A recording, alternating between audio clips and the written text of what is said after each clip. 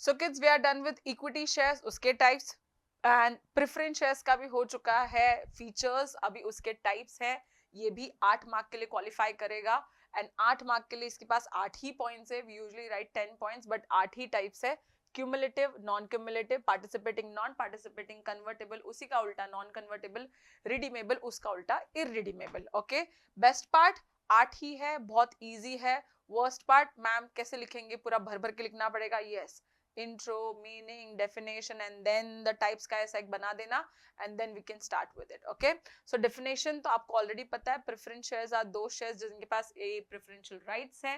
first right payment of dividend, first मिलेगा इनको throughout the life of the company, and return of capital just when the company is going to wind up, इनको सबसे पहला इनका capital मिल जाएगा।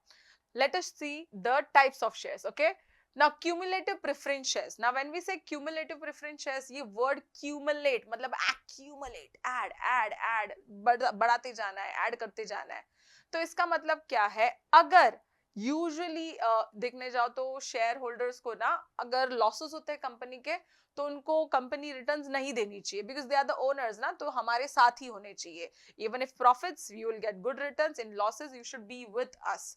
However, if you are a cumulative preference shares, अगर company के losses होते भी है तो उस साल का जो रिटर्न है ना बच्चा, वो रिटर्न्स होते जाएगा एक्यूमुलेट। समझो ईयर 1 में है ना, जो भी प्रॉफिट्स हुए छोटे मोटे, जो इतने हम लोग दे नहीं पाए क्यूमुलेटिव प्रेफरेंस शेयर्स को, तो क्या होगा, ईयर 1, ईयर 2, ईयर 3 है ना, थोड़ा बहुत लॉसेस हुए हैं, थोड़ा बहुत प्रॉफिट्स जितना भी रहेगा छोटा मोटा एक्यूमुलेट होते जाएगा।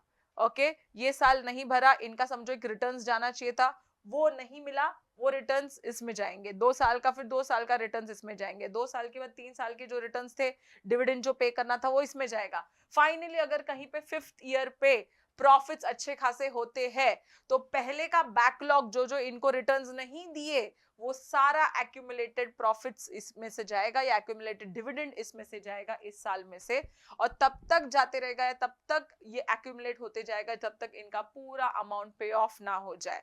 तो यहाँ पे देखने जाए तो लॉस में भी आप लोग कमाओगे। This is what is the खासियत ऑफ क्यूमुलेटिव प्रेफरेंस शेयर्स, है ना।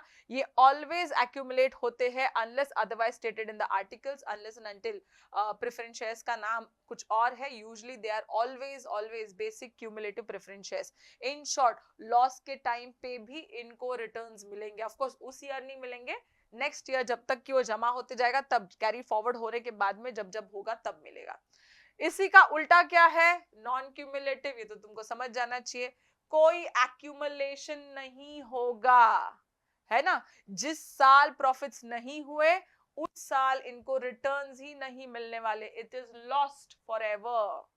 कोई एक्यूमुलेशन या कोई एडिशन नहीं होगा, लॉस्ट, खत्म, नहीं हुआ इनकम, तो आपको भी रिटर्न्स नहीं मिलेंगे, just like equity shares. Okay, next आता है तुम्हारा participating preference shares. The word is trying to say कि हम लोग कहीं ना कहीं पार्टिसिपेट कर रहे हैं, तो किधर पार्टिसिपेट कर रहे हैं, सरप्लस प्रॉफिट में। से फॉर एग्जांपल कंपनी के प्रॉफिट्स आते हैं, ओके, और वो 2 हिस्सों में बढ़ते हैं। एक तो पहला प्रेफरेंस जाता है डिविडेंड, या प्रेफरेंस डिविडेंड जाता है प्रेफरेंस शेयर्स वालों को, फिर जाता है पैसा इक्विटी शेयर्स वालों को। पहला इनको दे दिया इनका हिस्सा फिक्स्ड अमाउंट, इसके बाद इक्विटी वालों को दे दिया जो भी छोटा मोटा जितना भी देना था, फिर अगर कुछ एक्स्ट्रा बचता है तो उसको हम लोग बोलेंगे सरप्लस प्रॉफिट। अब ये सरप्लस प्रॉफिट में दोबारा हाथ मारेंगे हमारे participating preference share, they will participate in the surplus profit. इसी के हिसाब से इनको 2-2 टाइम से रिटर्न्स मिलते हैं, ना कि एक टाइम पे। That is what is called as participating preference shares. Okay, and what is non participating then, गपचुप से एक बार जो मिला फिक्स्ड रिटर्न्स, वो लेने का, घर पे बैठने का, simple. Okay, so that is non participating preference shares, इनको सिर्फ एक ही टाइम पे रिटर्न्स मिलेंगे। नेक्स्ट आता है तुम्हारा कन्वर्टेबल प्रेफरेंस शेयर्स। मतलब क्या है, ये ऐसे प्रेफरेंस शेयर्स है जो एक टाइम के बाद या एक टाइम तक, जब तक तुम लोग उसको यूज करते हो या एज अ कंपनी आप लोग इनके पास रखते हो, समझो 20 साल के लिए रखा, तो 20 साल तक इनको एक ईयरली फिक्स्ड डिविडेंड मिलेगा। ओके, और उसके बाद क्या होगा, जैसी मैच्योरिटी टाइम आ जाएगा उस टाइम पे ये preference shares will be converted into equity share.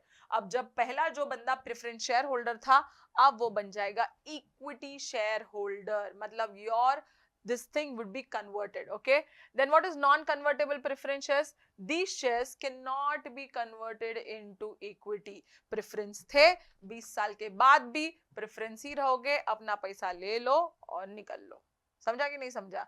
Okay, next आता है तुम्हारा रिडीमेबल प्रेफरेंस शेयर्स. ये तो सिंपल है. प्रेफरेंस शेयर्स बाय लॉ या according to our companies act हम लोग अलाउ ही नहीं करते कि इसको इरिडीमेबल बनाए. इरिडीमेबल मतलब आप लोग पैसे लेकर नहीं जा सकते. एक बार आपने कंपनी में इन्वेस्ट किया, 10-20 साल के बाद आपको लेकर जाना है, या दिस आर रिडीमेबल, मैच्योरिटी है इसका. Unlike equity forever permanent capital ये नहीं है. सो वी से usually these are redeemed after a certain period of time, and as a company they have authorized कि आप लोग को redeemable ही shares देने हैं, preference shares. okay, क्योंकि इसका मार्केट में इतना वैल्यू नहीं है तो लोग अटक जाते हैं.